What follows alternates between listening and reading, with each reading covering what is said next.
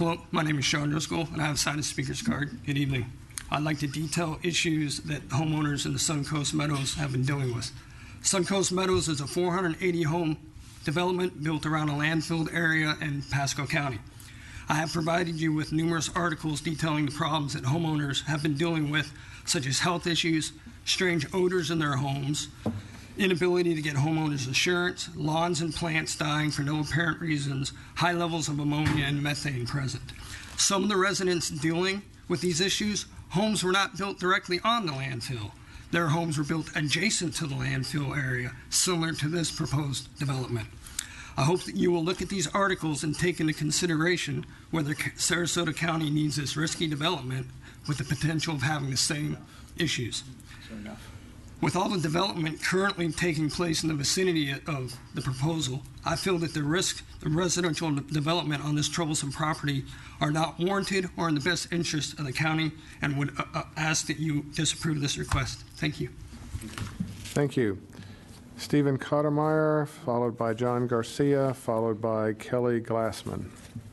My name is Steve Kottmeyer. I did sign the speaker card. This has been 6 hours of not in my backyard, and my concerns don't differ from that, but my concerns are everybody's backyard, and primarily from what you heard, a healthcare perspective. So I don't feel compelled to talk about traffic or flooding or density, but more about healthcare issues. And I just want to cite a couple of things that I gleaned from the literature, and that concerns building on old landfills. A 2001 document entitled Guidance for Disturbance and Use of Old Closed Landfills or Waste Disposal Areas in Florida, published by the Department of Environmental Protection, describes scenarios including the escape of methane gas. The summary stated the potential for old landfills to generate dangerous levels of methane gas over many years must never be ignored or overlooked in any landfill use project. It further stated that contemporary engineering skills to circumvent it may still be inadequate, which remains a concern. A year later, proceedings from the 2002 Geosynthetic Institute describe recommendations for the use of old landfills, again specifically in Florida.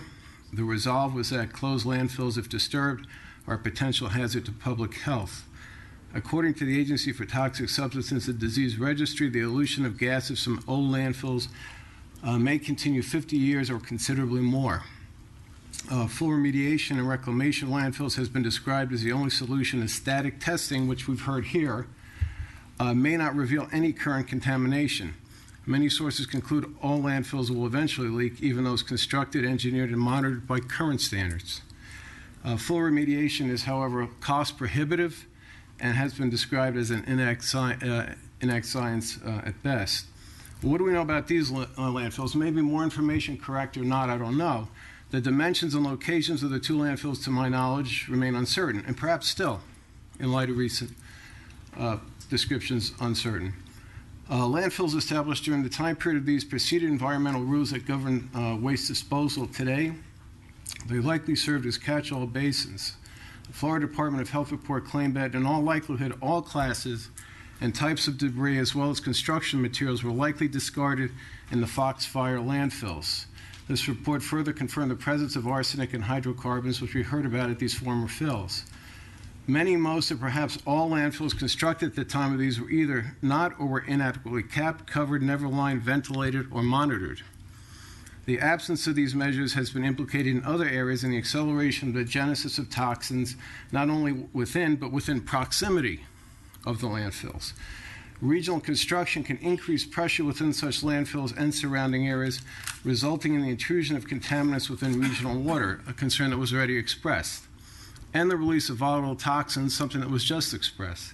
This phenomenon is referred to as vapor intrusion and can contaminate nearby homes, not only those on landfill surfaces. The gentleman before me described disclosure. When I bought my home in 2006, there were P words bantered about. I was told I was getting a premium lot for which I paid more, adjacent to a preserve. Any future occupants must be advised of the P words I offer: potential for adverse negative impact on property value and personal health. I'm not convinced I would purchase my property today.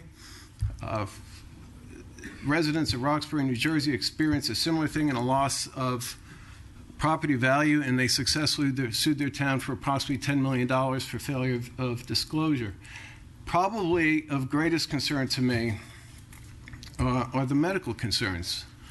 I'm a physician, a full professor in a medical school, the State University of New York Health Sciences Center at Stony Brook. Although the focus of my practice is orthopedic trauma surgery, not epidemiology or environmental medicine, I'm well published and speak at national venues with frequency. My profession and academic background requires me to carefully scrutinize scientific outcomes, validate or discredit them. I'm familiar with junk science, marginal science, and unsupported science and levels of evidence. Construction on or adjacent to these unmanaged landfills welcomes a Pandora's box of toxins. Take no false comfort in random sampling of earth and water. The adequacy of sampling is always suspect, as is the potential for false negatives. This is a dynamic, not a static process. Thank you. Thank you.